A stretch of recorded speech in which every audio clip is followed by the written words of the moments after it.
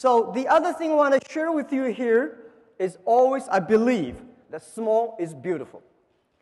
And this financial crisis, it gives a lot of, it's a disaster to big companies. This war in 21st century, I think in last century, it's big is better. You have a big, factory, big amount, and everything's big, is good. This century, in the 21st century, I always believe small is beautiful because it's not how fast your machine is. It's not how many equipments you have. It is how quickly you can change yourself to meet the market. Because the information time, internet, technology make a difference. So the world IT in the last century is designed for manufacture. And this century, IT is designed to help the consumers. So I think this is a disaster for big companies, century disaster for big companies, but it is a great opportunity for small business. For this financial crisis, we see a lot of big companies we never thought they would die. AIG, to me, it's like an empire. How could that happen, right? All the big car companies which we respect, we always want to be there. But today, they all died. And let's look at the SMEs. We still feel painful, but we are happy in our heart because we still survive. And we heard so many stories about big companies giving trouble. And I see the society, the government paid too much attention to these big troublemakers. They are the troublemakers. And we give them enough support. Let them die. It's the time for them to die because they make troubles. Every big company, they have a different disaster, different problems. But all the SMEs have the same problems. They need understanding and support. This world is not fair. I know, so that's why I want to encouraging everyone, all the SMEs here. I'm an SME. I have 8 kids. I'm still an SME. I still believe I'm small because when I'm small, I know I can be big. And I hate to be big, unfortunately. When I was a small company, only have 10, 20 people, I feel so excited.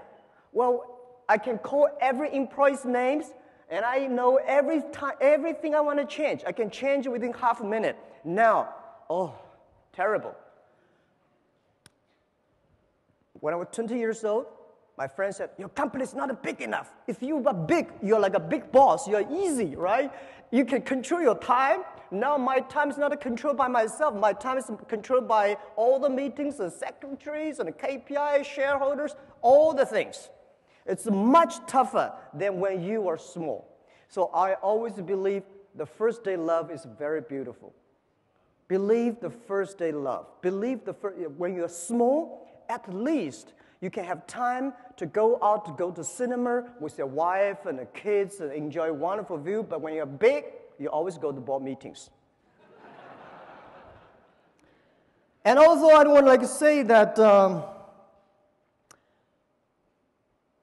I give you some today. I come here. People say, Jack, you did not prepare. Why you don't have a PPT? I never prepared PPT. I'm not good at the technology. I was trained to be a high school teacher.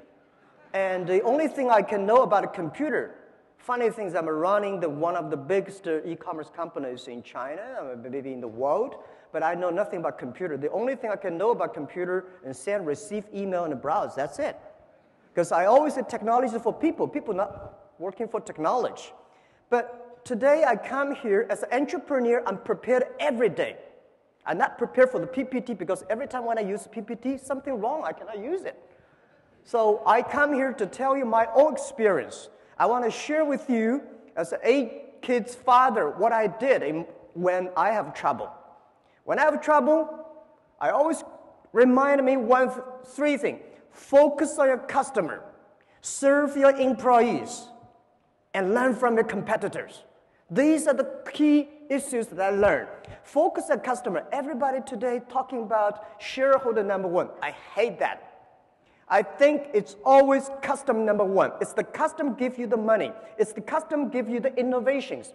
It's the customer that make you happy because Year 1999 and year 2000, when internet bubble burst, we cannot get any money, we do not have revenues, we have nothing, but every day what I encouraged me go on was a letter of thanks and emails from my customers. Say, Jack, Alibaba, keep on, because you helped us. Someday we will help you. That's the dream I had. So today, when you believe shareholder number one, you only think about making numbers. You only think about revenues. You only think about how can make your stock market go up. And I let you know, no shareholders can be trusted. I tell you the truth. Well, our shares stock price 2 years ago, we listed at 13.5 Hong Kong dollars. Before that listing day, a lot of shareholders come say, Jack, we're long-term shareholders. Please give us more shares. We'll keep it. When the financial crisis time came, the day we IPO 13.45, we went up to $40 without doing anything good with 24 hours. And then the financial crisis came, $40 to $3 without doing anything bad. They all gone. Most of the shareholders, they're share traders. How can you trust on them? So rely on customers, because the customers stay with you. Customers grow up with you. Customers give you the money, give you the hope, give you the support. So focus on customer. And second is rely and serve your employees. It's your employee, it's your team that make the difference. That the employees, that make all the dreams realized. If we say, well, we have so many problems, and big companies have a problem in getting the innovations, how to make things happen. Well, because they did not listen to the employees. They focus too much on the shareholders. The shareholders, well, they give you this idea, that idea, and when you really do that idea, they're gone. And they change all the time, but your employees stay with you. I remember the tough days. It was so difficult, year 2002, 2001. There's only one group of people that stay with me. That's my colleagues. And people say, Jack, you don't have to pay me for 2 years. I will still stay the company because you respect us, because the customer love us. And I tell you one funny thing. Only when you believe your employees are talents, they are talented people. If you don't believe them, they will never be. My mistake I made when I was year 2000, we raised $5 million US. And that $5 million US, when we have money, we start to make mistakes. I try to hire as many talents as possible. Those talents are MBAs, those talents are vice president of multinational companies, because I believe if you have an MBA, you must be good, right? When I hire these guys, oh my God, it's terrible. These guys came telling you strategy. I only have $5 million. I remember one of the vice president of marketing said, Jack, this is the budget for next year's marketing. I said, what is that? $12 million US. I said, I only have $5 million. He said, I've never done any plan below 10 million. When something wrong, it's always your fault. Because you never know. So try to find the right people, not the best people, all the employees. You try to find. So if you try to hire great people in your own company, which your company is not good enough at that time, just like a poor Boeing 7, if you want to put a Boeing 747 into a poor tractor, when that grows, your tractor never fly into pieces.